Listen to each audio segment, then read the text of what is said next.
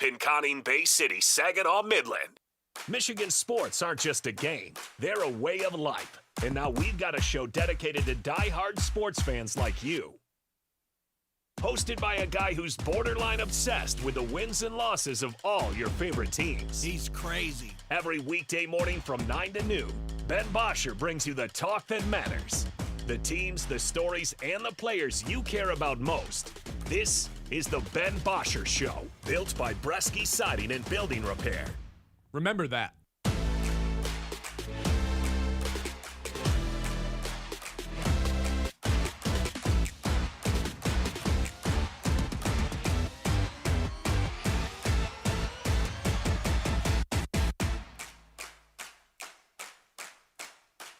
Hello, and welcome into the Ben Bosscher Show, everybody. Happy Tuesday. We got a fun show planned out for you today. Shortened show, though, because the Loons are in action.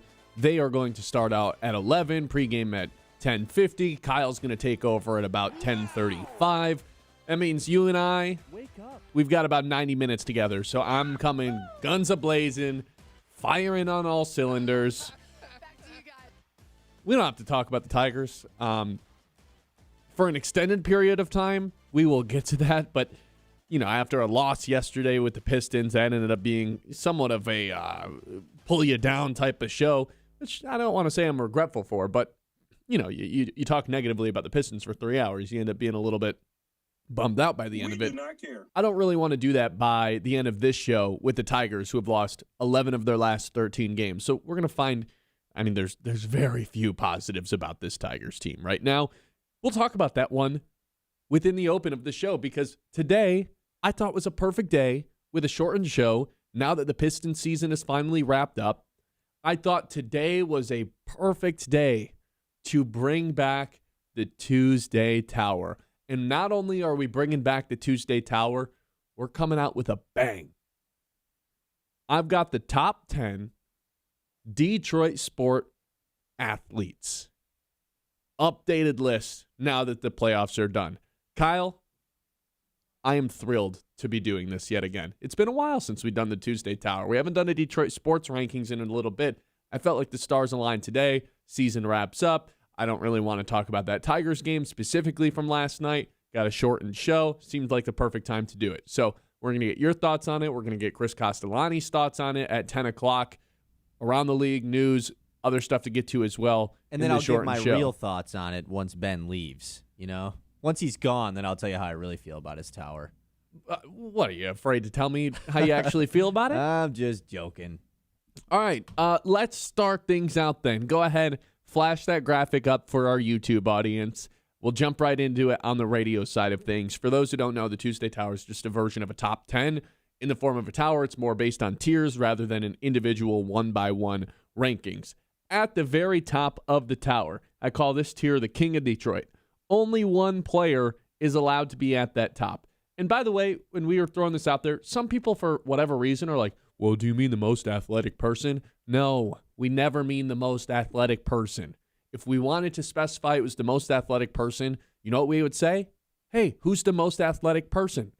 That's not what we're talking about. We're talking about the best Detroit sports athletes, and the number one person is Penei Sewell.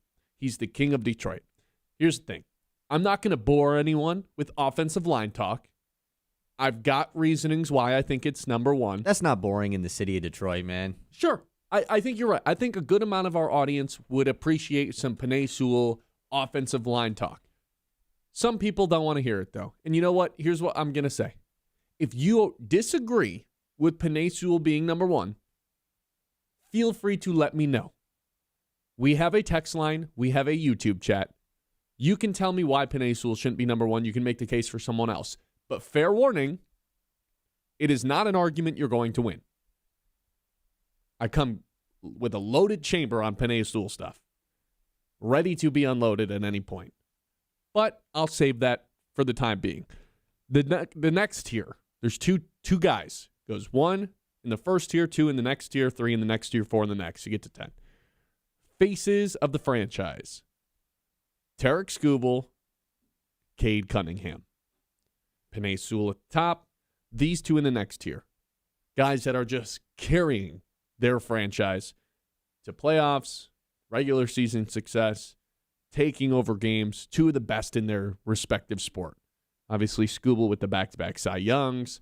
Cade just led his team to a 1 seed. I know they got eliminated.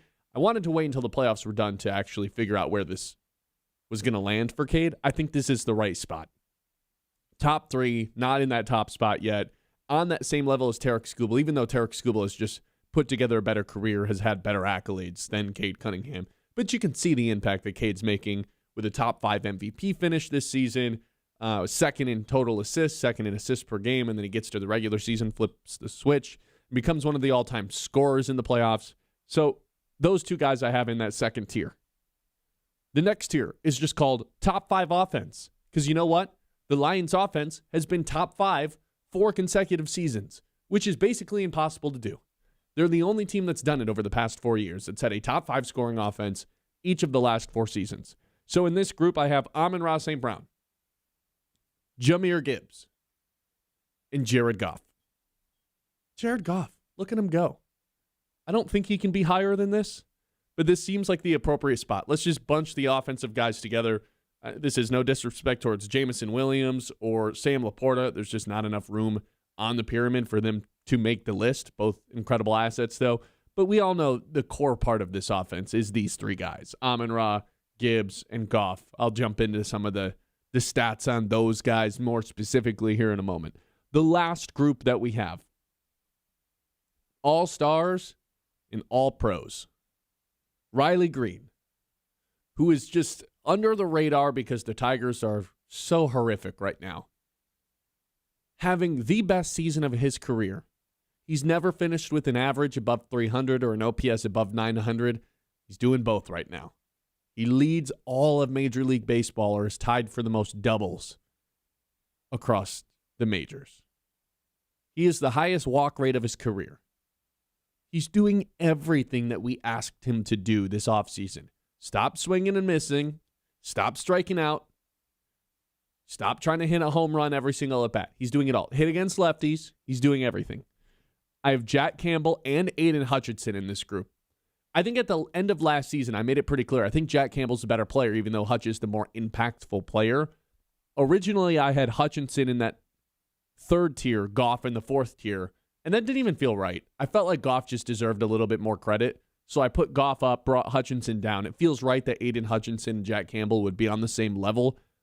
Jack Campbell, first team All-Pro last year, led the NFL in the PFF stops stat, which basically constitutes the offense failed to generate any sort of positive play. 5 sacks, 4 forced fumbles last season. He was incredible. He's the best middle linebacker in football. And then Hutchinson, you know, he's a heavily criticized player for being the 2nd overall pick. He's been in our lives since he was at Michigan. The guy was 2nd team All-Pro last year. Double-digit sacks. Led the NFL in pressures, which isn't nothing, okay? I know a lot of people don't like the pressure stuff. That's not nothing. There's a reason that Al-Quadin Muhammad and James Houston have had the ability to rack up sacks on the other side of them. I felt like those 2 guys should be on the same tier. And then the last spot I had in the All-Stars and All-Pros group is Kevin McGonigal, who's just hitting the ground running. I don't even want to say he's in a little bit of a cold stretch. He's just not the best hitter in baseball anymore, which is expected at some point during your rookie season that you cool off. So that's my list. I have an IL section as well. Brian Branch, Kirby Joseph, the safeties. I don't really know what to do with them because Kirby Joseph, since entering the league, even though he missed 11 games last year, still leads the NFL in interceptions. 22 of them, I believe it is. 21. The Lions are undefeated when he gets an interception. Last time he was healthy, he was a first-team All-Pro guy. Even before he kind of fell apart last season, his knee gave out on him, had 3 picks. Like, he was incredible. He is an amazing player. And then Brian Branch on a down-to-down basis is just wreaking havoc. It's impossible to go a quarter without feeling his impact in the game. So I have those guys off to the side. I'm not exactly sure what to do with them.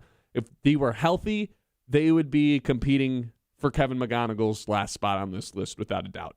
Not sure which one of them would get it, though. So that's my pyramid. Penei Sewell is the best athlete we have in Detroit. The next group is Tarek Skubal and Cade Cunningham.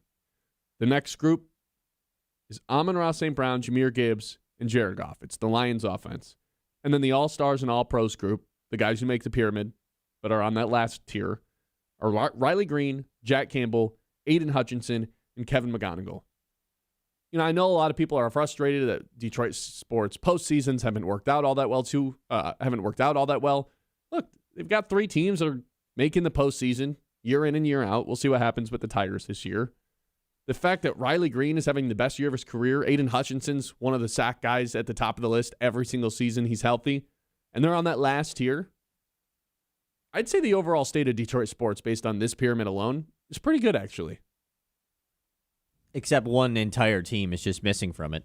Yeah, I had a couple That's people. the number one thing that you notice, I think. When you look at this pyramid, that's the first thing I notice is the lack of red. It's a lot of blue. Not a ton of red. I think the only Red Wing that would be in contention for this, and maybe he gets like an honorable mention, is Mo Seider. One of the best defensive players in hockey. We'll see what happens when the Norris Trophy awards come out, or the award comes out where he falls in that, because I think he might be a top 5 finish. But it's kind of tough to reward a team that hasn't made the playoffs in 10 years. I know Seider hasn't been a part of that the whole time.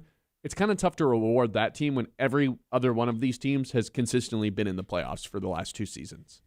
No, they haven't.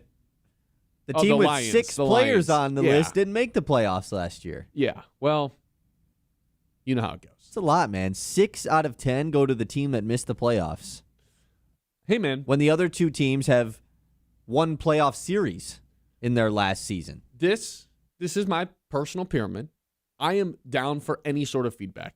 And if you think there should be less Lions, sounds like that's kind of where you're leaning, go ahead and tell me. It's not that I think there should be less Lions. There's just a lot of Lions on it. Like over half of the pyramid is made up of Lions, which is... It's the biggest roster. It's the biggest roster. They're a very top-heavy, talented team. Like they're not extremely deep. That was kind of a reason last year. They have a lot of blue-chip players. Yeah, other than Jared Goff, every single one of these guys is an all-pro player. Yeah. No, I don't necessarily disagree. I think it's just kind of how the Lions team is. I do want to ask, I have a couple questions, though. Can I take a break first? Because we got to squeeze a few of them in. This is a shorter show. Sure. We're going until about 10:50 today. Kyle's taking over at the end. This is the Ben Bosscher Show, and we're live here on 100.9 The Minute. We're going to talk to Chris Castellani at 10 o'clock, get his thoughts on this. But I figured today was a perfect time to update the top 10 Detroit sports athletes, because playoffs have just wrapped up. We've got a shortened show. This is the subject of the show. I want to get some people's feedback on this as well. If you want a visual, head to our Facebook. I posted it on my Twitter as well, or you can watch it live on YouTube. Kyle's got that up in the corner as well. It's the Ben Bosscher Show. We're live here on The Minute. The 9 o'clock hour is brought to you by Ironstack Technology. They help businesses solve real tech problems securely, efficiently, and without the headache. When your IT is working the way it should, everything else gets easier. Ironstack Technology, solution-driven, mission-focused. You can find them online at ironstacktechnology.com. The Ben Bosscher Show, built by Bresky Siding and Building Repair on 100.9.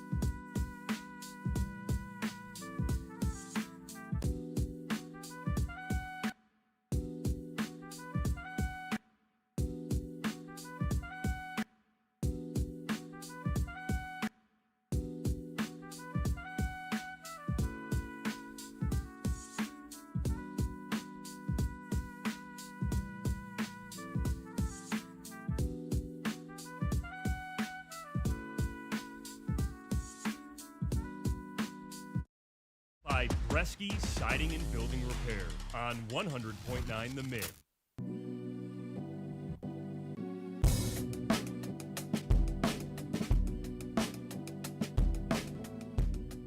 All right, we're taking feedback on this. I want to get Kyle's thoughts on this first. We just went over our brand new updated. We like to do this. I don't know. What do we do it? Once a quarter? 3 times a year? Something like that. Make sure we are all on the same page about who the best athletes are under the Detroit sports umbrella. Sometimes we do the top 5 under 25. That's a little bit different of a list. But we'll have this to do that one, at some point too, by the way. This one's just straight. Who are the best athletes we have? Not the most athletic. I don't know why everyone thinks that's the question. They hear the word athlete, man, and they're like, oh, but who runs the fastest? No. If I wanted to We know don't who care the about most that. athletic was, I would ask you who's the most athletic person. Right. I'm just and asking also, who the best athlete is. Why would I even want to know that? I don't know. I don't really know. But you said you had a couple thoughts on this. Just to recap, I have Penei Sewell at the top, King of Detroit. Franchise faces, Tarek Skubal, Cade Cunningham in the second group. The third group is just called top 5 offense because the Lions are just, in my mind, guaranteed to have a top 5 offense as long as these 3 guys exist. Jared Goff, Jahmyr Gibbs, Amon-Ra St. Brown. And then the final group, the All-Stars and All-Pros. Not a knock to be on this list. Kind of an honor. Riley Green, Jack Campbell, Aiden Hutchinson, and Kevin McGonigal. Where do you want to start? Well, obviously, we already went over the elephant in the room, which is the no Red Wings, which is tough. You know, when you're doing an entire city ranking, leaving off an entire team that has all 4 pro sports teams, it's tough. But I don't necessarily disagree. Maybe if you could have thrown, like, Dylan Larkin, like, hiding behind the Mitt logo on here or something, you know, just to, like... Oh, that would have been nice. Just to show, like, a little bit of Red Wings love. We already had Eric on our YouTube chat asking about Dylan Larkin. Like you said... I don't think it would be Larkin, It's probably Sider if you are going to throw a Red Wing on. You could debate really a couple of different guys, but I think Sider, whenever this Norris Trophy voting gets announced, he's probably going to be a top 5 finish for best defenseman in the NHL. I think that's kind of the only argument at this point. I mean, if you want to say the gold medal stuff with Larkin, I mean that probably sure. is the case for him, yeah. But I don't know how to incorporate the Olympic stuff. I guess it does count. It does, yeah. Okay, my number one question. If Cade Cunningham had just balled out in Game 7 and took the Pistons to the Eastern Conference Finals with just a depleted roster compared to the other teams that are there, would he be the king of Detroit? Or were you just locked into Penei Sewell no matter what? I was locked into Penei Sewell no matter what. No matter what? No, I mean, short of a championship or an MVP for somebody else, yeah, Penei Sewell's going to stay number 1. Tarek Skubal has essentially won 2 of his award of MVPs, basically, well, at his position. Tarek Skubal has a top 5 MVP finish. Yeah, but he's won the Cy Young in back-to-back times. That's the award to win for a guy like him. Correct. And Penei Sewell didn't win the Protector of the Year. No, Sure. Here's why Penei Sewell is number 1. I mainly am just asking about the Cade thing. Like that's kind of crazy that even if Cade was in the Eastern Conference Finals right now and had a huge Game 7 against Cleveland, he just wouldn't be number 1. I mean, I think if he brought them all the way to the finals, that might be a little bit different. But no, I don't think if you're the 1 seed and you bring a team to an Eastern Conference Finals and then just kind of get your belt kicked in by the Knicks, I don't think I'm putting you above Tarek Skubal, who has never been to like the equivalent of a conference finals, an AL championship, but also has, you know, like you said, the 2 Cy Youngs to his name. The reason I have Penei Sewell ahead of everyone, him and Cade have been in the league the same amount of years. Cade Cunningham has made an All-NBA team 1 time as of right now. Could be 2 times by the end of this. Could be. Come on. What are we talking about? Okay, how about this?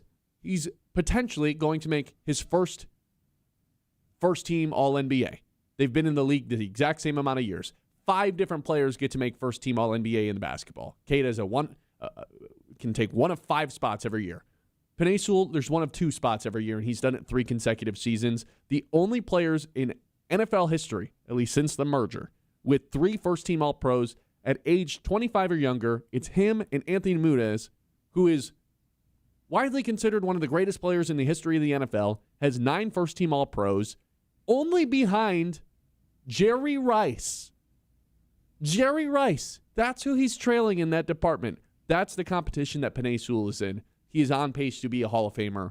I don't think I can say that about anybody else on this list other than Tarek Skubal. I was going to say, yeah, Tarek Skubal is absolutely on pace to be Hall of Famer as well. Okay. Now, is Skubal being injured a reason why you have him below Penei Sewell? Like, if Skubal was healthy currently right now? Because I think if, like, I would take it as a fair answer. If, like, yeah, Skubal's out right now, and clearly the Tigers are impacted. They've been terrible literally ever since the moment he went out. Yeah, they're 2-11 since he got hurt. That's Plus, crazy. I think the stat that we'll always just go back to is they're 41-15 when he plays over the last 3 years. They're 217 and 233 without him. You want to talk about value? Yeah. It's Tarek Skubal. So to me, like, my answer is Tarek Skubal. I think Tarek Skubal is like the best pro athlete in Detroit. Now, I don't disagree with any of the things you're saying about Penei Sewell. I also just think he is in a tougher spot than most being an offensive lineman, right? I think it's hard to make the case that the offensive lineman is the best in the whole city. You can make the case he's the best player on the team that he's on. I'm with that, which is also still just tough for him because of the amount of good players that are on the Lions. I mean, look at this tower. There's 6 of them. And the fact he's that he's the the best one, I mean, that's an I agree impressive with you. feat of itself. I'm with you on that. I just think it's Skubal. The guy has gone back-to-back Cy Youngs, would have three-peated for a third Cy Young without an injury. I'm just 100% confident in that. And you could make the case, well, he might not be on the team next year, so that's why we can't have him here, this or that. The guy is just the best in the position at his sport. And pitcher, to me, starting pitcher, is a more valuable position, a more impactful position than offensive tackle is in football. Then left, what if I tell you specifically left tackle, where your quarterback also can't really move all that much? Right, where Penei Sewell has yet to play in his NFL career. He's trending towards playing there now. Hasn't. Look, you're probably right that the pitcher, starting pitcher, having an ace is the most important position here, other than maybe like starting point guard for Cade Cunningham. It's probably more impactful than offensive line. But also, look what just happened to the Lions' offensive line the second they were bad. They fell apart.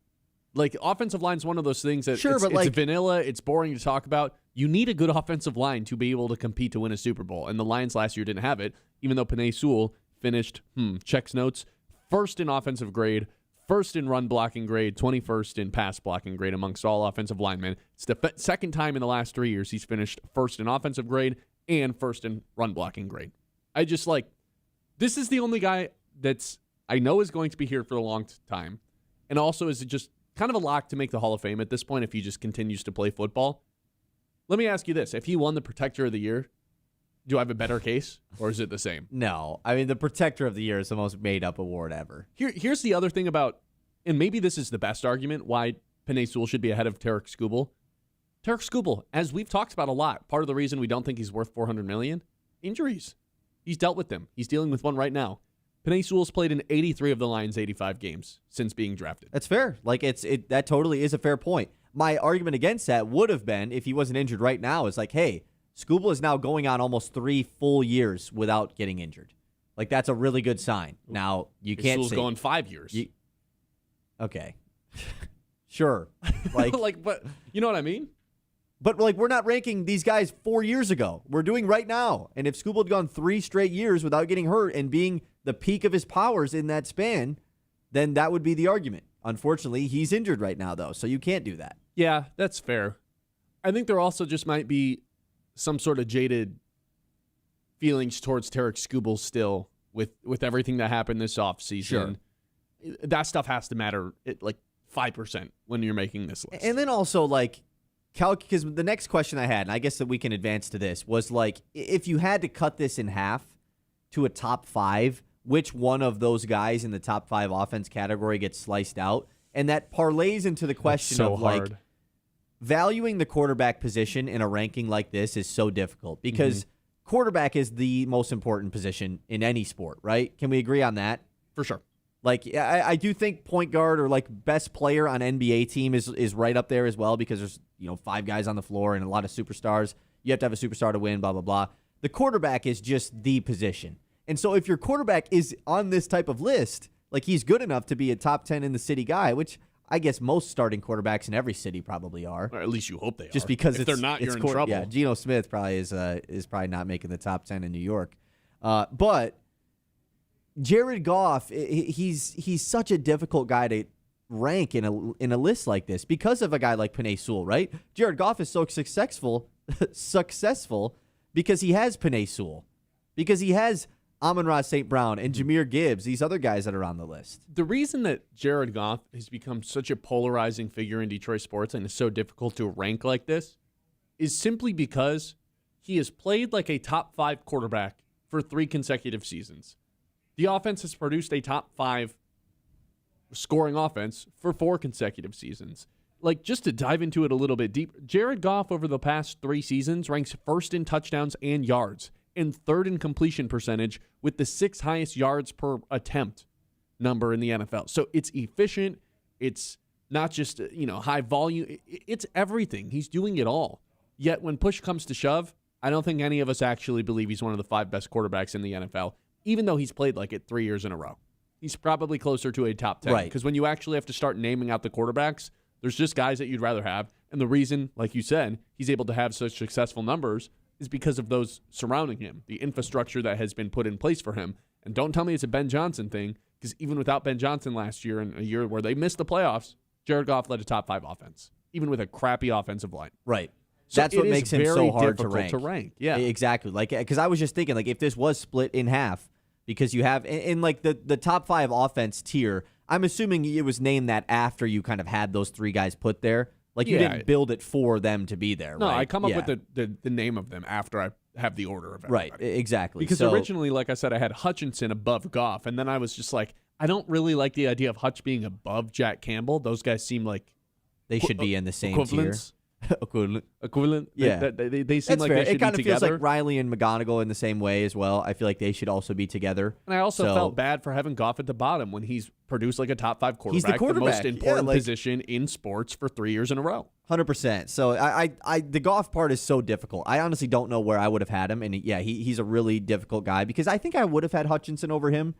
But then you go to the Hutchinson-Campbell thing, and then it's like, well, then do you have Campbell and Hutchinson over Goff? Like, yeah, I don't think you can do that. I mean, at the end of the day, the Lions have been so successful. I know they missed the playoffs last year, but over the last 4 years, because of the offense, not the defense. Defense has been a part of it. Yeah. But the identity of this team is their offense. So I felt like it was fair to have all 3 of those guys in the same tier. No love for a second Piston? I mean, who would it even be? No clue. Pre-playoffs, is Jalen Duren on this list? Before the playoff starts. He probably is, right? Does he take don't McGonigal's know. spot? That feels like maybe we're doing the McGonigal thing too early, so maybe yes. But how can McGonigal not be on here? The problem is it was either Jalen Duren, McGonigal, then there's a pretty significant drop-off after the 10, and then the 2 guys on IL, so if you want to do the 12, there's a pretty significant drop-off after that.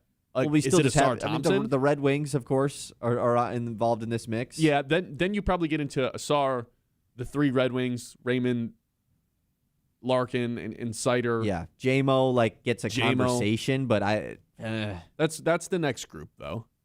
And, there's not a single other Tiger that you'd have in there. There's, other than those 3 Red Wings, nobody that comes to mind with that team. And then with the Lions, it's like you think of the guys who have gotten paid or stuff. Dylan Dingler, does he get some love?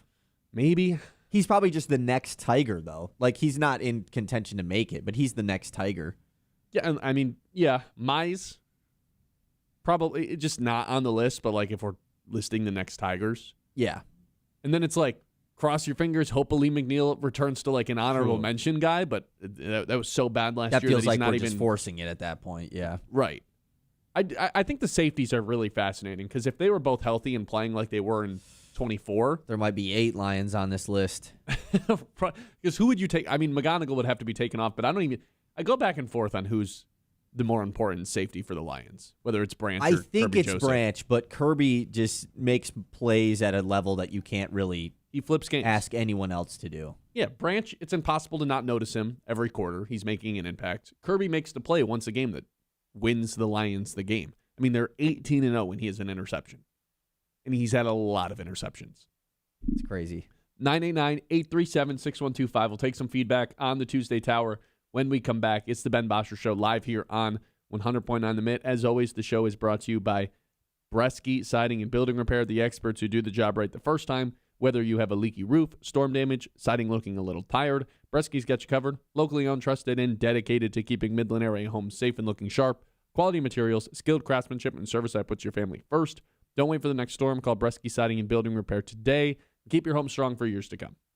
The Ben Bosscher Show, built by Bresky Siding and Building Repair on 100.9 The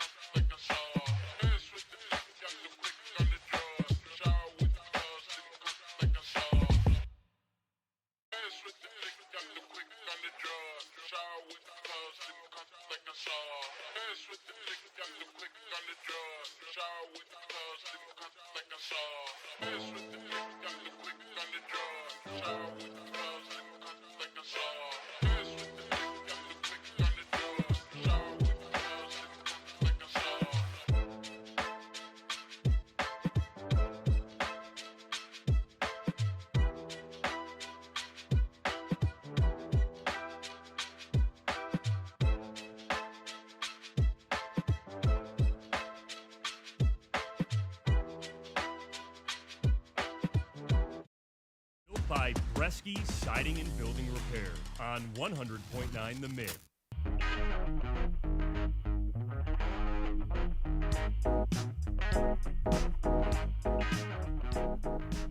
All right, let's jump back into it. It is the Ben Bosscher Show. We're live here on 100.9 The Mid. Here is what's going on in the news. The Mitts Morning Catch. Okay, we'll take a pause on getting everybody's feedback from the tower, because we do have a good amount of that in the YouTube chat. We'll look at the news first, though. First, by looking at the community calendar presented by Bresky Siding and Building Repair. The Loons, we already mentioned it, they're kicking off a 6-game series today with another Kids Day game. It is a pretty nice day out for a Kids Day game. It was pretty cold last time out, so nice to see that today. It's a 6-game series against Wisconsin. The Loons are rolling in on a 5-game win streak. Best team in the that's Midwest nice. League. Let's talk about from a good team to a bad team. The Tigers lose game 1 to the Guardians yesterday, 8-2. Framber Valdez gives up 4 runs in 5 innings. Brant Herter then comes in and really gets destroyed. Just a major blowout in this one. After a delay as well, things are not going well for the Detroit Tigers. No, another blowout, too, to where you get to the back half of the game and the game's just already over. They did their little fake rally where they put some runners on, even though they're down 6.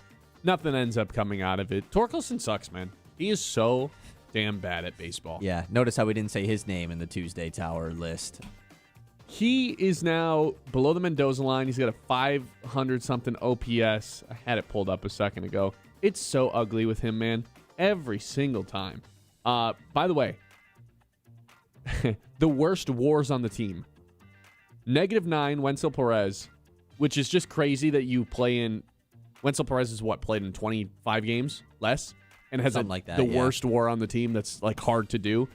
And then Torkelson, the second worst WAR at -0.7. Unreal, man. And he's in the lineup every day. I've got a fun stat for you. Since Torkelson's 5-game home run streak, which has now been 18 games since he went on the, oh, we're sorry, Torkelson. You're so back. You're so good. Your OPS is over 800. You want to guess what his OPS is in those 18 games? 490. Really good guess. 478. Golly. A 141 batting average. He's got 9 hits in 18 games with 30 Ks. Yeah, 30. And then Zach McKinstry, 173 batting average. Matt Vierling, 211 batting average. Jahmai Jones, 192 batting average. Every single player on this team, with the exception of Riley Green, Kevin McGonigal, and Dylan Dingler, all stink. Every single one of them. All stink. And on top of it, the pitching is really struggling as well. And somehow And unhealthy. Somehow Colt Keith, this is like borderline impressive, has a 293 batting average, so damn near 300, and a less than 700 OPS. I don't know if I've ever seen anything like this. Has damn near a 300 average and is a well below average offensive player. League average OPS is 750. 251 days now. 251 days since his last home run. We'll be counting that every day. Yeah, that needs to turn into a reoccurring bit. I will be posting that on the Mits Facebook every day going forward. I mean, that's 8 months. Unreal stat, Kyle. Unreal stat. The guy that was the best power hitter in the minor leagues for a 2-month stretch. Like, that guy is gone. But if you like base hits, then I guess that's all for you. But I don't think that's what they want out of Colt Keith. But I could be wrong. Okay, we have yet to talk about it. How do we have yet to talk about it? Last night, game of the year in all of sports. Are we going that far? Spurs OKC, Game 1, Western Conference Finals, goes to double overtime. Wembanyama puts up a generational-type performance, 41, 24 rebounds. OKC was sticking with it, though. They kept coming back. They came back at the end of regulation. They were up in overtime before Wembanyama hits a logo 3 to tie it up to go to double OT, and then the Spurs end up winning to go up 1-0. This was one of those games that I didn't want to ever end. And usually, like, late night, we're doing a morning show, I'm ready for the games to wrap up. Extra innings, oh, come on. Overtime, yeah. What are we doing? This one goes into double overtime, and I'm texting some of my... I'm like, I hope this goes into 9 overtimes. This is the best basketball I've ever seen. This is incredible. This is like reminiscent of the 2016 NBA Finals between the Cavs and Warriors. What Wemby was doing last night down the stretch was some of the craziest stuff I've ever seen in my life. Did you already say the 40 points, 20 rebounds? First player to do that, or not the first player, but youngest player to do that since Kareem. Oh, really? Wow, I didn't even see that. Abdul-Jabbar, ever heard of him? It's crazy, man. Whether it was the logo 3 from a 7'5" guy, whether it was basically taking Chet Holmgren out of the game for the first half. Shai Gilgeous-Alexander didn't even want to shoot the ball at all until the fourth quarter rolled around. What he's doing on both sides of the ball now is just like, oh, we're down by 5 now and there's 3 minutes left, because this happened multiple times throughout the course of the game. It was like, oh man, OKC's a basket away from kind of putting this out of reach, especially for a young San Antonio team where their average starting age is 22 and some change. And Wemby's just like, yeah, man, just give me the ball. I'm going up over somebody and yam it out on somebody's head. Oh, we missed our 3? Let me just jump 10 feet up in the air, grab a rebound, and then go dunk it on someone's head. I've never seen anything like this, man. I really haven't. I don't think anybody has. It was unbelievable. And I was just telling you during the break that I didn't get to see LeBron come up through the league. Like, by the time I was conscious enough to watch basketball and really care about it, he was already LeBron James. To be able to watch Wemby from the time he was, you and I are pretty tapped into the recruiting rankings and stuff. To be able to watch this guy from the time he's 16, 17 years old, you start hearing about him, and then he gets drafted. Now, this is incredible, man. He's on the arc to become... He's got a long way to go, but it's all there. The potential for it's all there. He just went to the defending champ's house, one of the hardest places to play in all of professional sports, Oklahoma City, a fan base that cares about their team, probably on the level, if not more than any other team in pro sports. This is on par with like Yankees and the Knicks. This is on par with a lot of stuff because it's their only team down in Oklahoma City. They really care about this franchise because it's had a lot of success. Defending champs, reigning MVP. He stuck it to everyone there. I loved it. And the best part is it's not just like, yeah, I'm a cheat code. He cares about winning more than anything else. I think he might care about winning more than anyone in the world cares about anything else. He's diving on the floor. He's like passionately like borderline crying because he loves this. Everything about it I'm so jealous of. I envy everything that the Spurs have going for him. All right. Feels like we can move on after that. That was my rant. That was pretty good. SGA after the game said, I have to be better after their letdown versus the Spurs. You took his under. It hit. So nice hit early in the week for the lock of the day. We won't be doing one today, though. Okay, let's go back to the Tigers. Talk about the Covenant Healthcare injury report. Some good injury news with the Tigers. Yeah, I know. That's kind of odd to hear right now. Tarek Skubal threw a full bullpen yesterday in Detroit. It was on the field for a while. The rain brought it inside. But a full bullpen session. And all the beat reporters seem to talk about, like, this is just unbelievable. They can't believe, like, he's already throwing bullpen. He says that he felt really good. He said he felt better yesterday than he did when he was pitching on the mound a couple weeks ago in his last outing. So, this guy might be back in, like, 2 to 3 weeks. I think all that talk about it being the greatest surgery in the history of surgeries, and he is the best operatable elbow in the history of operatable. It might all just that be stuff true. might have been true. It might not have been propaganda. I mean, it still is, I guess, propaganda at the end of the day, but it's just true propaganda. But if it's true, then, yeah, it's unbelievable. So we'll keep an update on Tarek Skubal. I assume we're going to get a lot of updates, probably on the daily, with his rehab. He'll probably make a rehab start, too, at some point. It's just about when. Troy Mellon making another rehab start today as well. Maybe it was last night in Lakeland. They sent him back down, but no harm. They just wanted him to get it in, and there's rain in Toledo, Detroit. So wanted to make sure he got that in. That's a guy who should be back in the next week or so. Yeah. We'll end the news with this because it is some Lions stuff. It's not really news, but I just thought that this was interesting. We find out from a Ravens draft war room video yesterday that the Lions attempted to move up from pick 17 to pick 14 with the Ravens. They offered pick 17, pick 118, and a 2027 third-round pick to move up 3 spots to 14 with the Ravens. This was reportedly done pre-Dolphins drafting Caden Proctor at 12, and then the offer was pulled from Detroit. So were they trying to trade up to get Caden Proctor? That's kind of how I viewed this. Potentially, I viewed it as, well, once we found out the Rams weren't going to take an offensive lineman, we didn't feel the need to trade up. That was kind of my thought on it. Right, like they'll get one or the other. Yeah, not to say, I'm glad this didn't work out, though. Not to say I didn't like Caden Proctor, but if you gave up 118 and what was it? What was the other one? A 2027 third. I mean, yeah, that's not nothing. And 118 ended up being like, Jimmy Rolder. So Caden Proctor's just playing guard. Yeah. Like also he's just not playing tackle for Miami, so it's interesting. I think it all worked out for the Lions. Yep. But I like that they were potentially getting aggressive. But then you fall into the trap of like, oh, we tried to Did make they moves. really want Blake Miller? I've already seen people saying that. Like, come on. Well, Holmes has the direct quotes that are basically stating like, yeah, once the Rams picked, we knew we were good. So I think I lean more towards that than they wanted. I think Proctor. so, too. So we'll never know. 989-837-6125. This is the Ben Bosscher Show. We're live here on 100.9 The Mitt, Greater Midland Community Center. That is where I'm headed after the show today. Your hub for health, wellness, and fun right here in the heart of Midland. From fitness classes, open gym swimming, youth sports, family activities, there's something for everybody. Got the outdoor pickleball courts, got the outdoor basketball courts as well now that it's warming up. Affordable memberships, expert staff, and a welcoming space for all ages and abilities. hosting an event, ask about their rental space, and full-service event support. Stay active, stay connected, all under one roof at the Greater Midland Community Center. Learn more or sign up today at greatermidland.org. The Ben Bosscher Show, built by Bresky Siding and Building Repair on 100.9.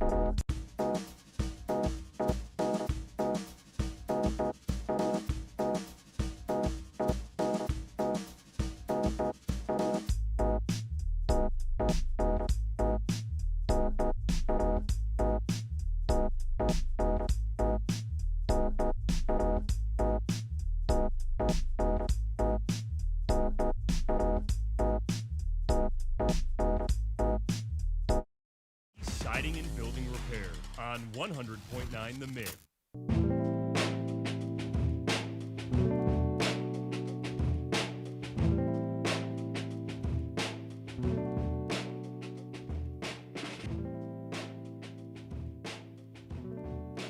All right, welcome back in.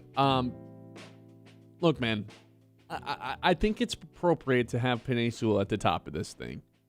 I also think it's appropriate to have Cade Cunningham and Tarek Skubal in that next group. I think the part where it gets a little bit like there's some pushback in our YouTube is Kevin McGonigal as a rookie being this high on the list, being on the list already. I'll say being this high on the list, he's like the last guy on. Yeah, basically being on the list instead of Larkin, instead of Raymond, instead of Mo Sider. Maybe should have included one singular Red Wing. I don't know, man. They've got a really sour taste in all of our mouths right now. That's all I'll say. It's pretty tough to put a team on there that just continuously falls short, flat on their face in the final stretch of the season every year. Year in, year out. That is the Red Wings' identity. They fall short. I don't really want to reward the Red Wings and put a guy on the list that is a part of that, to be quite honest. So, I don't know. That's kind of where I've landed. Yeah, I mean, I don't necessarily disagree that you don't have any Red Wings on. It just feels like a slight. You know, I think that's the only reason why. It's like they have 4 pro teams, and they have good players on those teams too. So, like, one of them should probably be on here, and they're not. But I don't really know who you would take off. I think McGonigal has been good enough, so he deserves that final spot. I think that Riley Green is having the season that he is, so obviously he deserves to be on here. And then, like, you're not taking Hutchinson off of this list. No. And Jack Campbell just had an all-pro season. Like, none of the Red Wings had a season like Jack Campbell just had. So I don't necessarily disagree with you. I think just the one thing that is super up in the air is, like, Jared Goff's placement. I'm not saying you're wrong. I just think he's so hard to judge where to put because he wasn't an all-pro quarterback, whereas Jack Campbell was an all-pro linebacker and Aiden Hutchinson has been an all-pro edge rusher. But Goff plays quarterback. Like, it is the position. It's the most premier position there is in sports. So it's tough with him. As you said that the first time around, though, I did have a thought in my head. I was like, are we sure it's still the most premier position in sports if Sam Darnold just won a Super Bowl? Are we positive? Can you just kind of like have an average quarterback now? Sam Darnold slights will never end, man. You know? Like, I don't know. We do have a YouTube chat from Luke has given us a good amount of feedback. He says, I'd probably put St. Brown as a franchise face at this point.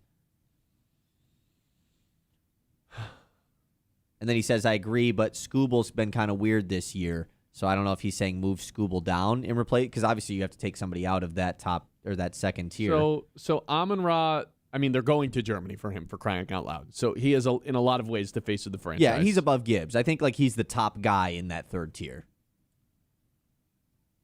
Here's the thing, though. 2-time first-team All-Pro, 1-time second-team All-Pro, 4-time Pro Bowler, 4th most yards since 2022, most interceptions, 3rd most touchdowns since 2022, 2-time leader in receiving first downs, played 83 of the Lions' 85 games, durable, always out there. I don't know if I can put him higher because I still feel like Gibbs is maybe the more valuable asset in the team. Like, ooh, over St. Brown. Really? When I just watch the Lions, you know who breaks my brain and puts my jaw on the floor a little bit more than St. Brown is Jahmyr Gibbs. Now, you need a St. Brown because he's a rock. He's steady. He's consistent. He's first guy in, last one to leave. But the natural talent of Jahmyr Gibbs, the electricity that he can bring to a football game, the game-changing ability that he has, it's a lot like the safeties conversation we were having. Amon-Ra, you're going to feel his impact because he's going to get his 10 targets. He's going to have his 6-7 receptions, sometimes a lot more than that. Gibbs, it's like, yeah, he's going to have the play that just completely changes the game. I mean, the most touchdowns in NFL history through 3 seasons. That ain't nothing, man. And it kind of plays into what Gary is saying, too, because he said, I look at the Tower as who I would pay to watch, or who's like the most exciting to watch, what you're saying with Gibbs. So he says, in that case, I would move up Skubal, McGonigal, and Cade and move Sewell down.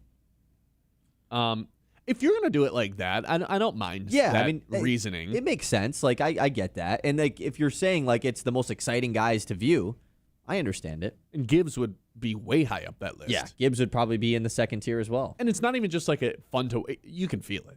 Like the amount of explosive plays that Jahmyr Gibbs have. I think I would have him going forward as someone that I think is going to be better than St. Brown. And that's saying something because St. Brown has been incredible. He's been the definition of consistency. He's been amazing. So we'll see. We're going to talk to Chris Castellani when we come back. Get ourselves down in the dumps about the Tigers. Oh, come on. Now we'll have some fun when we come back. The Ben Bosscher Show, built by Bresky Siding and Building Repair on one.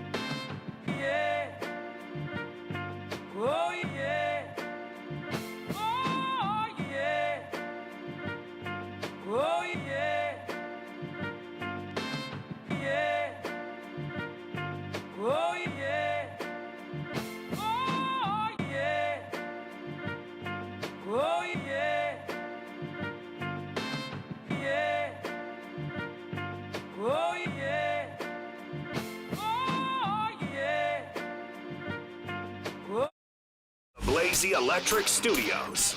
This is Sports Radio 100.9 The Mid. WLUN, Pinconning Bay City, Saginaw, Midland.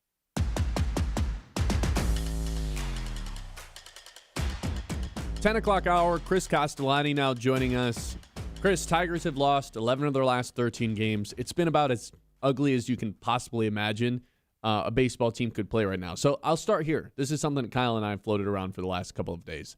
Is this, as it stands right now, with the roster that they have with all the players on IL, is this the worst team in Major League Baseball right now?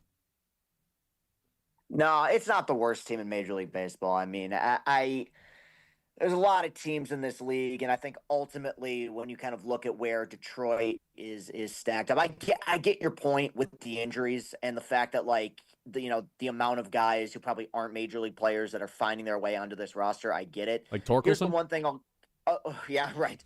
I'll meet you in the middle and say, and I was actually going to say this in my video last night, and if they lose again tonight, I'll probably say, I don't know. And I honestly, I'm going to throw this out to the fans. I don't know if you look across Major League Baseball, if there's a worse bottom half of the lineup than what the Tigers are throwing out right now. I think that is probably clear. When you look at the OPSs or the batting averages of the last four guys in last night's lineup, which I think was Vierling, Wenzel, Zach Short, and somebody else who's not hitting, maybe Torkelson. It's as bad as it gets. Can't say worst team in Major League Baseball right now because there are still some pieces, but they're playing as poorly as any team in Major League Baseball. That's for sure. Yeah, to your point, the Wenzel Perez thing is like, it's almost impressive how bad his WAR is, even though he's only played in, what has he played in this year? 32 games to have a negative .9 WAR. It's getting pretty ugly towards the bottom. The Torkelson stuff is once again become a topic because he had the 5-game stretch where he had the 5 home runs. And outside of that, like before that and after that, it's just been so horrifically bad. Like the worst possible season you could imagine with Spencer Torkelson, which makes that 5-game stretch seem like such an anomaly that it doesn't even make sense. Yeah, well, I mean, it was an anomaly, and I think that people right now are so understandably frustrated with what's going on, and I think that the organization has always kind of frustrated us in the last few years with how even keel they are about everything. But I do remember 2 years ago when they were struggling and they were coming off of a road trip, I think to Boston, and they sent Torkelson down. And that was, for this organization, about as big a shakeup as you're going to get. Right now, I'm getting a million tweets about you fire AJ, you fire Scott Harris, you sell the team, and it's like none of those things are going to happen. The one thing I could see honestly happening if this continues is Torkelson getting some sort of DFA. Now, that would imply that there's another hitter who's going to, fill in and step up, and maybe you move Cole Keith to first base once Glaber comes back or something. But I actually think they're closer to the end of the line with him than some people let on. I mean, they're already batting him like 7th or 8th, which I think kind of says all you need to, that's what AJ thinks about him at this point. So, no, it's remarkably frustrating, and it's something I addressed the other night, which is, there's a lot of injuries and underperformance, but at a certain point, there's an expectation that Scott Harris is holding these players to, and none of them outside of Riley are living up to those expectations right now. Yeah, I want to get to Riley here in just a second, but you mentioned, okay, if they DFA Torkelson, maybe it's Cole Keith that moves to first base. Would he be the least powerful first base bat that, I don't know, in the American League? It's insane that he can have basically a 300 average right below that, and somehow is like a well below average OPS guy across the league. There's just a lot of weird outliers with this offense right now. And like, that's one of them where it just shows how bad things are that you have a guy who, in terms of the quality of his at-bats, I think has taken a step forward this year. And yet you still have a giant goose egg by that, that home run total. And this isn't some sort of, silver lining, but it's like, I think he almost had the same thing last year. Like, where it was like he didn't homer till mid to late May. It's like, he's just a bizarre player right now. But yeah, I mean, that is probably the biggest thing that's holding them back from making a Torkelson move, is the fact that like you'd be filling him in for a guy who has 0 home runs on the season. It's like, it's kind of slim pickings at this point, but it's bizarre. Riley Green, unfortunately, with the way that the season has gone in the last 15 or so games, it's kind of flown under the radar, but he's just quietly done everything that Tigers fans and Tigers, I guess, don't know this for a fact, but like Tigers coaches have wanted him to do. Every flaw that he had last season, the high strikeout rate, the fact that he couldn't hit the lefties, the fact that he was always trying to hit a home run for every at-bat, every single one of those things has completely 180'd. Career high in average, career high in OPS, destroying left-handed bats, and has the highest walk rate of his career. It's a shame that it's being overshadowed by how bad of a season this has been and surrounding guys in the lineup that just haven't really given him the support that he's needed in that lineup. But he's been everything we possibly could have asked, with the exception of, probably with like a couple more home runs in there. Yeah. If you would have told me we would have gotten this version of Riley, I would have predicted that this is a team that probably would have been closer to 100 wins than just winning this division, quite frankly, because this is a guy that I was on him last year, pretty significantly down the stretch. And, there is something to be said about a player who takes basically every criticism and every flaw that he had and makes an adjustment to get better. He's hitting lefties. He's getting the ball in the air. He's more patient. He's walking more. I'm sure at some point there will be a little bit of regression, but this is overwhelmingly encouraging what we're seeing out of him. I mean, look, even last night, which was an embarrassing performance, he's on base 4 times. I mean, it's really a shame is the perfect way to describe it, just because you have a guy who right now, at least in the short term, is blossoming into the hitter that we always hoped he could be when he was coming up through the system, and nobody else on the team is following suit. But he's void of any wrath right now. I mean, he's been exceptional to begin this season. 20 and 28 right now. They're 6.5 games out from first place in the AL Central, which is basically the saving grace of this season and how bad it's gone. The fact that they play in the AL Central. What does that number have to get to in terms of the games back for you to genuinely start to believe, like, no, they actually might not make the playoffs? Because I think if that ever got to 10, I'm all of a sudden panicking, and I'm honestly creeping up there already, even with it at 6.5. Like, yeah, there is a world where this team just completely falls, not just short of expectations, but miles short of what they thought this season could be going into it.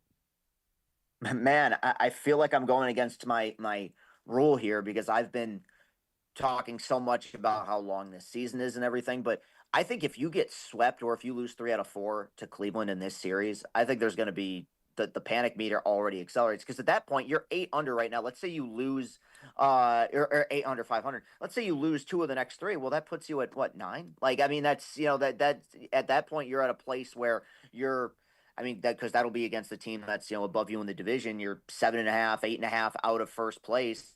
I'm not saying at that point it's completely over, but, I've been saying for weeks, you got to tread water. That means we're coming up on half a month, almost a month of doing the exact opposite. It's something that I've talked about a million times. Like, no one's expecting you to play your way into this thing, but you could get healthy, play really good baseball down the stretch, and still be a team that's well out of it if you continue to play the brand of baseball that you've been playing. So yeah, I mean, the idea of it getting, I'd say 10 below is like a perfect number. The games out of first is almost irrelevant to me at this point, just because, man, you got to focus on winning a game or winning a series. Like, I don't, putting together a good month here before I'm thinking about, hey, we're getting back to playoff contention, we're getting back to winning this division. But this homestand, which was a 7-game homestand, they more often than not played pretty well at home this year before this homestand started, was one that I highlighted as, all right, this might be a get right opportunity.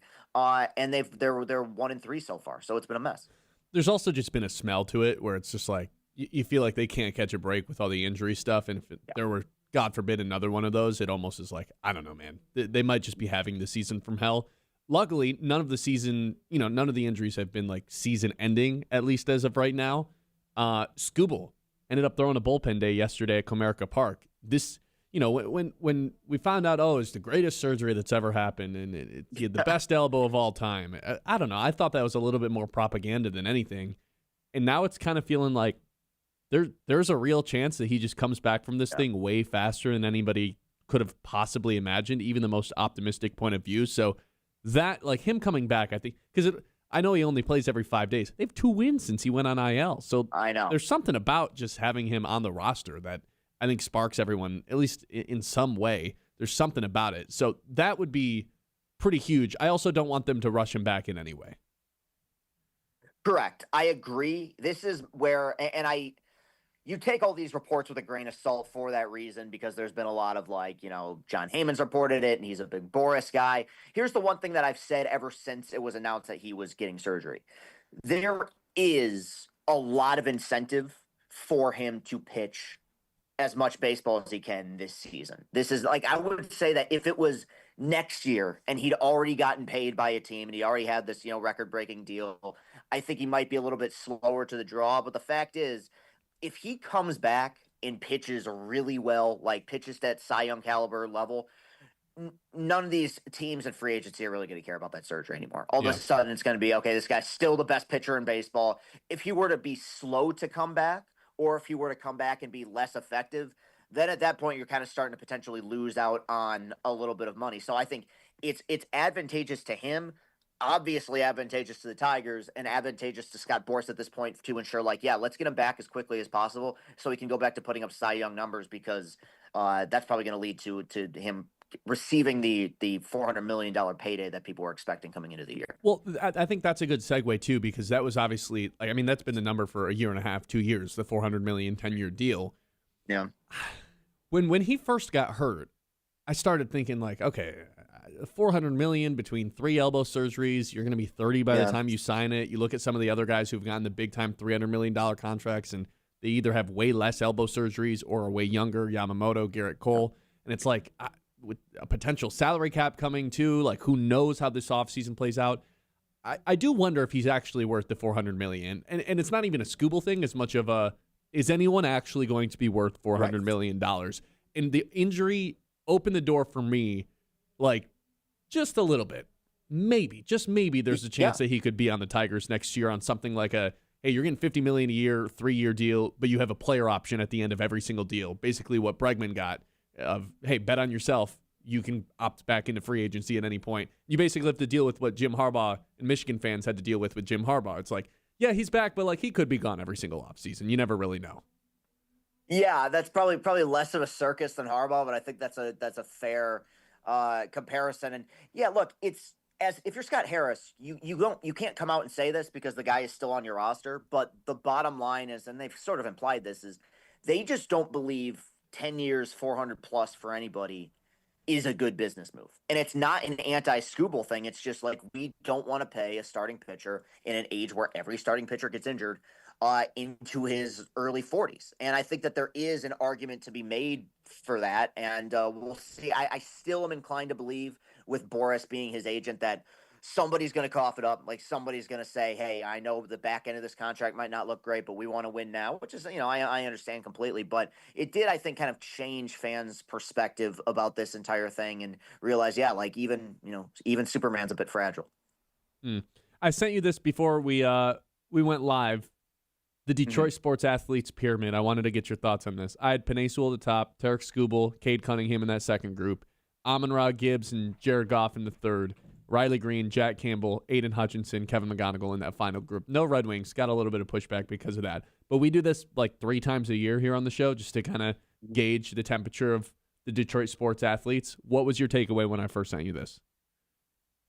I would say that I agree with that second tier being Cade and Tarek. I think that if and it's crazy, recency bias, if Cade would have gone nuts in Game 7 against the Cavs, I think you could make the argument that he officially would have stood alone at the top. I think that, and he had an amazing season. I'm not holding Game 7 against it, but, that there's a little, knock there.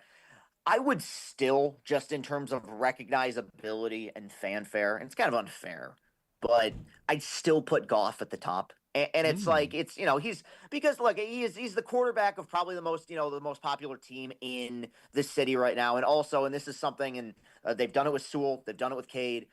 He's signed a long-term deal here, which I think makes a big difference. And it's why I don't think you can put Tarek at the top there, because every time I bring that up, there is that fan pushback of like, he's going to leave next year. Like, is he necessarily going to be our guy? So I'd still, just in terms of recognizability, put Jared probably at the top. But as far as matching the Detroit mindset and like what you want out of a Detroit athlete, Sewell definitely fits the top. I mean, say he's the vocal leader of that team. He's got the pregame speeches. He always goes viral for that. He's going to most likely spend, if not his entire career, at least the heart of his prime in Detroit. Hard-nosed player, tough offensive lineman. So it's kind of nitpicky, but I'd still probably give Jared the edge.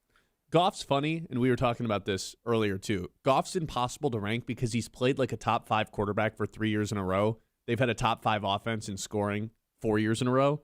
Yet I don't think any of us actually believe he's like a top 5 quarterback in the league. There's like an argument to be made, but he's probably closer to 10. But he's producing like a top 5 one, which makes it pretty difficult to rank a guy like that for a quarterback. Yeah, I think people knock him. And I don't really, but I think people knock him because of the fact that he does have an infinite number of weapons around him. Like, he's not one, and which is fine. Like, that's how they've built around it. But I think that there's this belief of like, if you didn't have a GM that put together the kind of offense that they've put together, that he wouldn't be able to produce. But like, okay, fine. Like, I feel like you could say that about a lot of quarterbacks in the league. But he's still been more often than not excellent. Chris Castellani, you guys can follow him on Twitter. Always good follow on that side. How's the new podcast going? How's all that been going? So far, so good, man. I mean, they've given us plenty to talk about, obviously, with the Pistons run. And, we began with Michigan winning the national championship. But we're entering those summer months where it's going to be primarily baseball. So I am going to continue to pray every night that my baseball team gives me something positive to talk about. And where can people listen to this? Big Play Detroit, you could search it up on YouTube. I believe that they are working on turning this into a podcast feed as well, so you could get it on Apple Podcast and Spotify, and I will link to that when that becomes official. There you go. You guys can follow him on Twitter as well. Chris, always good catching up with you, man. We'll do this again soon. Appreciate it, guys. Talk soon. See you later. All right. We'll take a trip around the league when we come back I wrap things up, then Kyle will actually wrap things up. Shortened show today because the Loons have a day game. It's the Ben Bosscher Show live here on 100.9 The Mitt. Before you go, let me tell you about Maple Hill Nursery. When the seasons change, they're still at hard work for you. They offer professional snow plowing to keep your driveway clear in the winter, spring and fall cleanup to get your yard looking best year-round, mowing services in the summer. They do it all year long. From summer, fall, winter, spring, Maple Hill Nursery is your all-season lawn and landscape partner right here in Midland. The Ben Bosscher Show, built by Bresky Siding and Building Repair on 100.9 The Mix.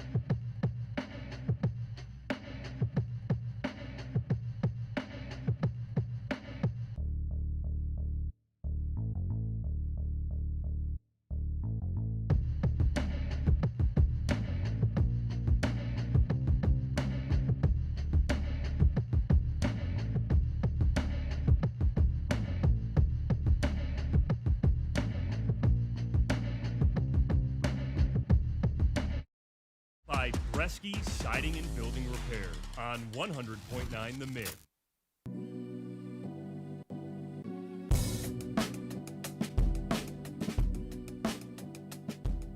All right, let's work a little football in before Kyle wraps things up here. It's our trip around the league. It's time to zoom out and go around the league. All right, I've got the best 14 free agents that are still available. This particularly correlates to the Lions fans in a couple different ways, so I'm excited to do this one. So our first... Can any of these guys make the Tuesday Tower? No, not good enough. I mean, if they're free agents for a reason, right? Darn it. The first guy that we have, Stephon Diggs, who beat his case, right? Beat the allegations. That's right. Where do you think his best fit would be the rest of the way? Now that it's not the Patriots, it's not the Bills. They've already got their answers for wide receiver, whether it's A.J. Brown incoming or DJ Moore. Who's another team that could benefit from having Diggs will not receiver. go back to the Bills anyways. Is he still with Cardi B? That's my first question. I don't think so. Okay, I don't think so either, because if he was, I think he would have to go somewhere where she can be, like, prominent, like how she was with would be Robert very Kraft. prominent here. What is that supposed to mean? Okay, that makes me think, like, the Dallas Cowboys. Like, what other owner can she sit with at the game is what I was thinking about. You know, that's what made me think about that. But no, if he's not with her, then it doesn't really matter. A return to the Patriots, I don't think is that out of hand. As long as if they're trading for A.J. Brown, then of course it's gone. But they got Romeo Doubs, and that's basically it. Like, they still need help in that receiver room. Think about it like this: I'm guessing you're thinking L.A. if it's going to be that way. Yeah, the L.A. Chargers, L.A. Rams. The Can you L.A. imagine Rams. he joins that group? It's basically Really? Puka Insurance, Devontae Insurance too. Because Devontae's getting up there in age. They also tried to trade Devontae this offseason, and then they were just like, actually we won't. So that's fair. That would be really fun to have all three of those Rams. guys. That would be, I'd be pretty horrified of them going into the season. I figured it was going to be like a Diggs to replace Keenan Allen vet receiver role in L.A., the other L.A., but that one's interesting. The Rams. Huh, okay. Former Lion Kevin Zeitler, still a free agent. I won't waste your time here predicting what team needs help at the guard spot. It's San Fran. That makes a ton of sense. Joey Bosa, still a free agent. He's one of those guys that you're not signing to be your edge rusher, 1 or 2. You're signing him to go have 6 sacks. You throw him out there on third downs. Oh, we got a 3rd and 10 situation? Bosa, go wreak some havoc. Who's a team that could benefit from that? The Lions? I kind of am with you there. I'm not opposed to that at all. Right? But it's not the Lions. Now, Bosa's probably still going to get like $8 to $10 million a year for the 1-year deal, right? And I don't really know who has that. But that's what I'm saying. Like, I don't really know who has the cap to give that out right now, like left over. So I'm making an uneducated guess here. Philly, the Eagles? I'm not opposed to. I think they are in a little bit of a cap hell. Yeah. San Fran is the team they have listed this. You imagine both of the Bosa brothers? Okay. Ooh. That'd be fun. Remember, you ever seen the video where Joey Bosa was rocking the San Fran gear at the NFC Championship game, and the Eagles fans just went up to him and just like, they just ripped into him, dude. And he went right back at him like, just, it's a very funny video. People from Philadelphia are a different breed of people. They just do not care. Debo Samuel, where would he be best fit? Okay, I think when we did this before, his best fit was the LA Chargers, right? Yeah, maybe. Because of just his ability to be utilized as a weapon with the smart guy and Mike McDaniel. So I will rock with that, but I'm guessing based off of your answer, that is not the answer. Imagine he ends up in Indianapolis. That's what they have listed here. I think that'd be a fun fit. Okay, so Indianapolis lost Michael Pittman. They paid Alec Pierce. Yeah, and outside of that, of all time. That's true. Outside of that, they've got like Adonai Mitchell. Yeah, I guess Josh they could. Downs. Like a lot of under the radar guys. Unless they're confident that one of those guys can take a leap, I certainly don't mind that. I think that'd be pretty fun, actually. I think it's a little redundant of Tyler Warren, like similar route tree. And Debo's kind of a red zone weapon at this point in his career, right? Just using him on like jet sweeps and stuff like that. And you already have Warren and Taylor and Daniel Jones who will run in touchdowns. Like, yeah, I don't. Feels like the one spot you don't really need that much help in. You kind of need a Pierce is your down the field guy. It's not Debo. Debo's not a right. Exactly. Guy anymore. Exactly. Taylor Decker. Oh, I don't want to play for the Lions anymore. Guess what? Then you're not playing football this year because still nobody wants you. Guess where his best fit is? This is going to crack you up, man. Chicago? No. It's not Detroit, right? No. Okay, I was like, if it's going to crack me up, then Detroit. It cracks Green you up Bay? in terms of like, man, you probably should have just hung it up and retired, brother. Oh, it's going to be a bad team. The Jets? Miami. Do you think he's like, block I'll from Malik probably Willis. just retire? You get to go But be like, in Miami, if I though. retire right now, it seems like I just kind of lose the battle of custody. You know, they're not battling for custody over anything, but like I lose the PR battle if I just retire right now because literally no one wanted me in free agency after I got waived. I think that's kind of what it is. Odds that he is a week 1 starter. I'd say what very are the low. odds? It's plus odds, you think? I think it's plus 250. Really? I think his best. He's not just doing the classic like sitting out of OTAs because I'm a vet. I think his best case of starting in the NFL this year is like somebody gets hurt and he's just kind of lingering you're around. right. Because that's true. The guys who do like the I'm sitting out thing, I'll sign with a team in August, are like edge rushers, a position that any team could just add and they could be in the starting rotation at some point. Tackle, everyone has their starting tackles, right? Yeah. At this point. I have a hard time believing that Taylor Decker, who's been competing to win a Super Bowl the last 4 years, would just be like, yeah, I'll go spend the last year of my career in Miami. He might just retire. You're right. He lost. That's a good one. Jonnu Smith. It's tough to see Taylor Decker go out this way, though. I won't lie. Jonnu Smith. I don't feel bad at all, by the way. Jonnu Smith was waived by the Steelers, huh? This is news to me. Who needs a tight end? Not this team because they already signed one. Oh, then I have no idea. Carolina Panthers. Njoku went there, right? Am I crazy?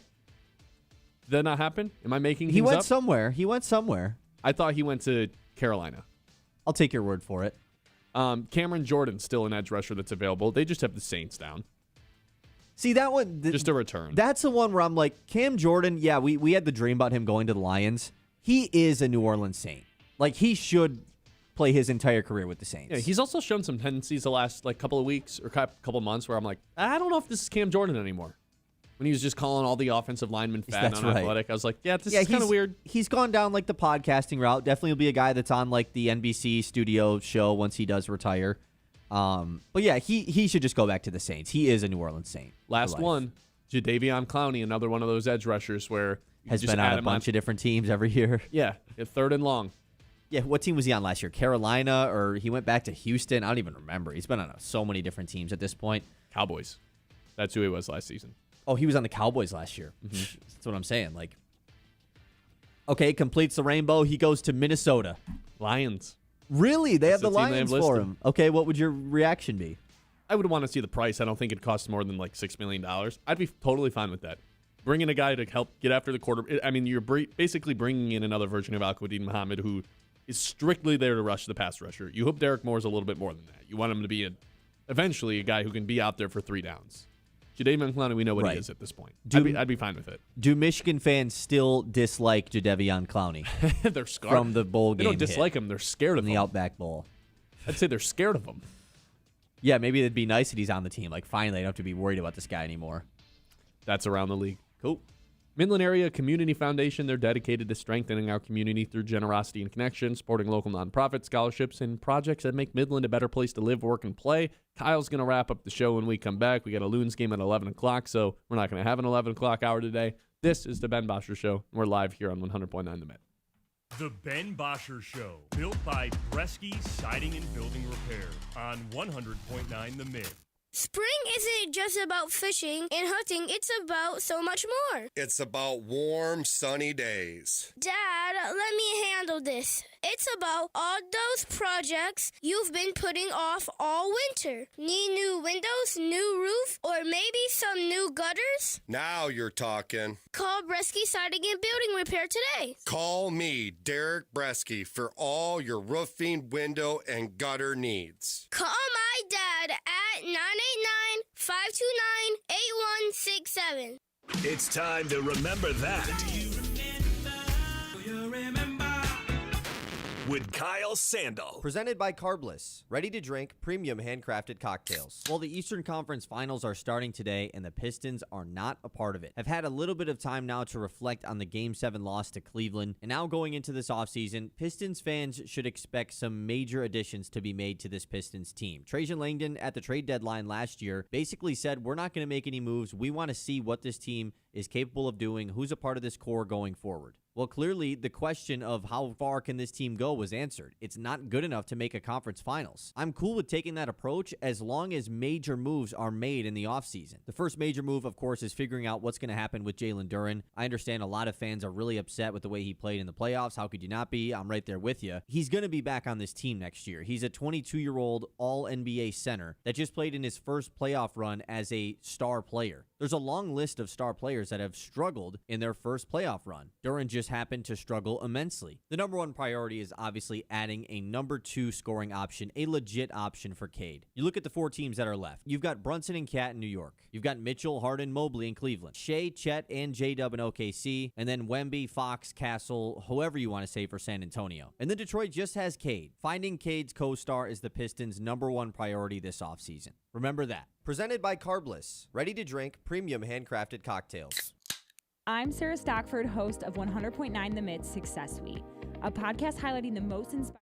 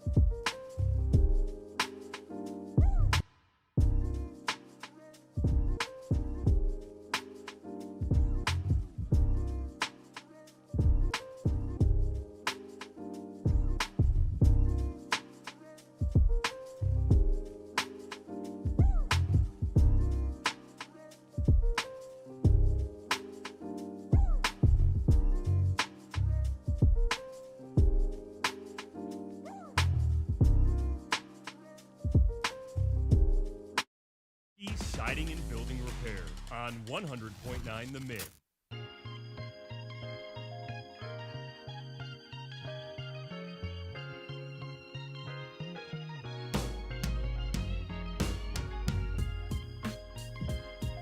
All right, welcome back into the Ben Bosscher Show. Without Ben, he is gone. We've got Loons baseball coming up in about 10 minutes, a 10:50 pregame starting here on 100.9 The Mid. So I'm going to close things up on the show today. We'll be back to regularly scheduled show tomorrow, 9 to 12, and the rest of the week, that is. But we got a Kids Day game going on today. Loons have won 5 straight games. They played against the West Michigan Whitecaps last week. They lost this Kids Day game last Tuesday and then ripped off 5 straight wins. Hopefully they can pick up a win today. They are taking on Wisconsin. So we will get you Loons baseball in about 9 minutes. Until then, though, I do want to talk about the Tigers. I know we have kind of avoided the elephant in the room today of the Tigers losing Game 1 against Cleveland. And we talked about it with Chris, but it feels like this series, despite being in the middle of May, is a very crucial point for the Tigers as far as the guideline and what the outlook of their season looks like going forward.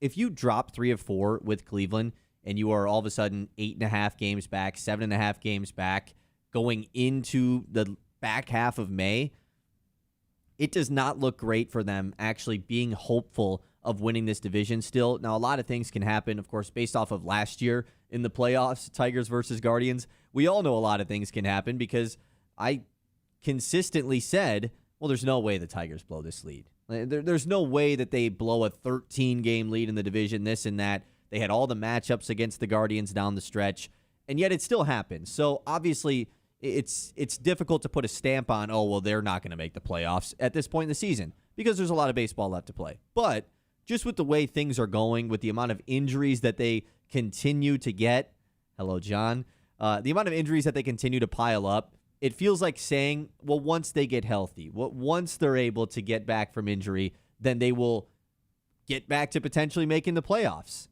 Well, what if more injuries happen? Well, like doing the what-if game is definitely not something you can do with a team that is dealing with the amount of injuries that they are. Tarek Skubal coming back and having a bullpen session yesterday, a full one, is pretty unbelievable. Like, that's something that if he comes back in 2 to 3 weeks, this is unreal if he's able to do that. And so that's going to be a big shift as far as can the Tigers actually get back. Well, they've only won 2 games since Tarek Skubal has hit the injured list. So if they're able to get him back, the evidence and the history would tell you that they could go on a run. So as of right now, these next 3 games are pretty important for the Tigers against Cleveland, the team that is in first place. Like, if you can rip off 3 straight wins, take 3 of 4, okay. Like, you're feeling like you're in a decent spot. You're going to be 3.5 games back of first place, but feeling that they're going to win 3 games in a row and win this series against Cleveland is a very tough ask for a team that has lost 4 straight series, and now they potentially are going to lose a 5th straight because they've already dropped the first game against Cleveland. Gary in our YouTube chat, wow, winning baseball for your home team. Yeah, at least the Loons are winning games here at Dow Diamond because the Tigers certainly are not. Okay, I want to go back into Ben's Tower, and we'll end the show with that because this has been a fun topic all day. The top 10 athletes in Detroit. And I'm a believer that Tarek Skubal should be the number 1 athlete in Detroit. I think he is the number 1 athlete in Detroit. You know, the best player if you want to go for it there. We've had some pushback that there's no Red Wings on this list. You know, Dylan Larkin, a gold medalist, was so big for Team USA. I mean, I understand that, but the Red Wings are certainly the weakest team in the city, and they don't have the star players that these other teams do. So I'm fine with no Red Wings on the list. They probably deserve to be hidden somewhere on here. I told Ben he should hide Dylan Larkin behind the Mitt logo on here. Dylan Larkin's face should be poking out of the side of the pyramid just to show a little bit of love, but not quite into the top 10. So you have 6 Lions on here. We'll go through those. 3 Tigers, 1 Piston if you haven't seen this yet. At the top of the pyramid, in the solo tier, it's Penei Sewell for Ben, King of Detroit. His second tier is Tarek Skubal, Cade Cunningham in the Faces of the Franchise tier. The third tier, Amon-Ra St. Brown, Jahmyr Gibbs, Jared Goff for the top 5 offense tier. And then finally, at the bottom to round out the top 10, you got 2 Lions, 2 Tigers, Jack Campbell, Aiden Hutchinson, to go with Riley Green and Kevin McGonigal. And he has a side tier of Brian Branch and Kirby Joseph for the injured list here. Okay, interesting. We could put Tarek Skubal on the injured list here, too. You never know. I think Tarek Skubal is the best athlete in Detroit, and I've felt this for a while. I understand if you don't want to have him at the top because he is injured currently, but the back-to-back Cy Young and everything we just discussed about how good Skubal is how good the Tigers are when Skubal plays, the guy pitches once every 5 days, and yet somehow he has that large of an impact on the team where they are well above 500 as a group, and they are well below 500 as a team when he plays versus doesn't play. So, to me, Tarek Skubal's the best. Now, we're doing the if game once again. If Cade would have had a huge Game 7, Pistons go to the Eastern Conference Finals, they beat Cleveland, I think Cade had a really good case, man. It was right there for him. And even if Cade would have had a huge Game 7, who knows if it would have been enough for the Pistons to win that game because nobody came to play. And for the Cavs, Donovan Mitchell had one of his better games of the playoffs so far. And Jared Allen was great. I don't know if a Cade hero game would have even won it for him. But if he would have balled out in that Game 7, had a Game 5 type of game, 30-plus points, then I probably would have said Cade is number one. It's tough, and it's not Penei Sewell's fault. He's the best guy on the Lions. I think he's the best player on the Lions. Most people probably agree with that. He's an offensive lineman. King of Detroit is an O-lineman. It's not his fault. He just plays a position that is not flashy. I mean, you got in the next tier, face of the franchise, you've got starting pitcher and star point guard of the basketball team. Penei Sewell benefits for playing for the Lions, which the Lions are the most popular team in the city, have the most, I would think so at least, based off of their resurgence and being good once again. So, to me, I would have Tarek Skubal in that top tier. Cade Cunningham, of course, stays where he is in the faces of the franchise tier. And Penei Sewell probably still is there. I like Chris's point from earlier about, Jared Goff is the quarterback. And at the end of the day, the quarterback of the football team that is the most popular team in the city probably deserves to be higher on here. That's fair. I just don't think you can put him over St. Brown or Gibbs.